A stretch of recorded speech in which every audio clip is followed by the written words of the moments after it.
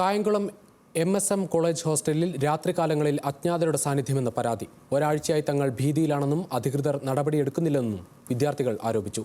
CCTV ദൃശ്യങ്ങൾ ലഭിച്ചിട്ടും പ്രതികളെ കണ്ടെത്താൻ പോലീസിനും കഴിഞ്ഞിട്ടില്ല.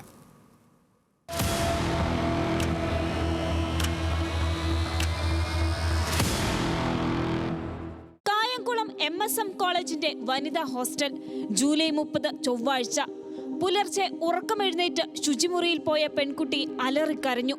ശുചിമുറിക്ക് പുറത്ത് അജ്ഞാതനായ ഒരാൾ. അയാൾ ഓടി അടുത്തുള്ള മുറിയിൽ കയറി. അജ്ഞാതനെ കണ്ടതും ആ മുറിയിലെ പെൺകുട്ടിയും നിലവിളിച്ചു.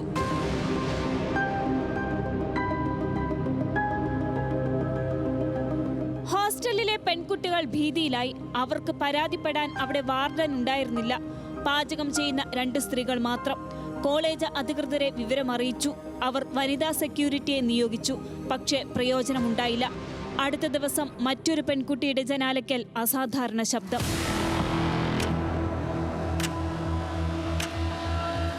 ഒരു കുട്ടിയുടെ ജനലിന്റെ സൈഡിൽ സൗണ്ട് കേട്ടത് സെക്യൂരിറ്റിയോട് പറയാൻ പോയതാ ഞങ്ങള്. ഞങ്ങൾ ടെറസിന്റെ വണ്ടിയിൽ അവൻ നിൽക്കുന്നത് കണ്ടത്. നല്ല ഉശിരിയുള്ള ഒരുത്തൻ തന്നെ അവിടെ നിൽക്കുന്നത്.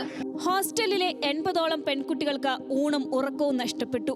തങ്ങൾക്ക് സുരക്ഷ വേണമെന്ന് ആ പെൺകുട്ടികൾ കെഞ്ചി. ഞങ്ങൾ ഇത് കണ്ട് പേടിച്ച് നിൽക്കണോ?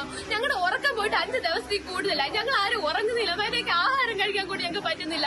ടോയ്ലറ്റിൽ പോകാൻ പറ്റത്തില്ല, ബാത്റൂമിൽ പോകാൻ പറ്റത്തില്ല. പകല് പോലും റൂമിന് വെളിയിൽ ഇറങ്ങാൻ പേടിയാ. ഓരോ കുട്ടികൾക്ക് ഈ ഇതിന്റെ പേടി കാരണം ചെറിയ സൗണ്ട് കേൾക്കുമ്പോൾ തന്നെ അവര് കിടന്ന് പേടിക്കുക. ഓരോ പിള്ളേർക്ക് ഹോസ്പിറ്റലിൽ കൊണ്ട് ഓരോ ദിവസം ഉറക്ക ഗുളിക കൊടുത്താ ഉറങ്ങുന്നത്. ഇതൊക്കെ ആരോട് പറയാനാ ഞങ്ങള്?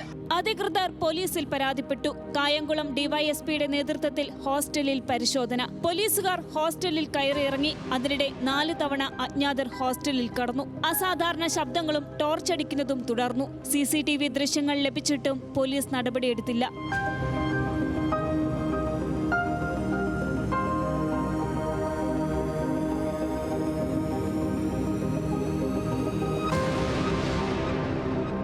പേരെ തിരിച്ചറിഞ്ഞെന്നും ഒരാൾ പ്രായപൂർത്തിയാകാത്ത ആളാണെന്നും പോലീസ് പറയുന്നു. 22 CCTV ക്യാമറകൾ സ്ഥാപിക്കുമെന്ന് കോളേജ് അധികൃതരും ഉറപ്പു നൽകുന്നു. പക്ഷേ പെൺകുട്ടികൾ ഇപ്പോഴും ഭീതിയിൽ തന്നെ. ന്യൂസ് മലയാളം, ആലപ്പുഴ.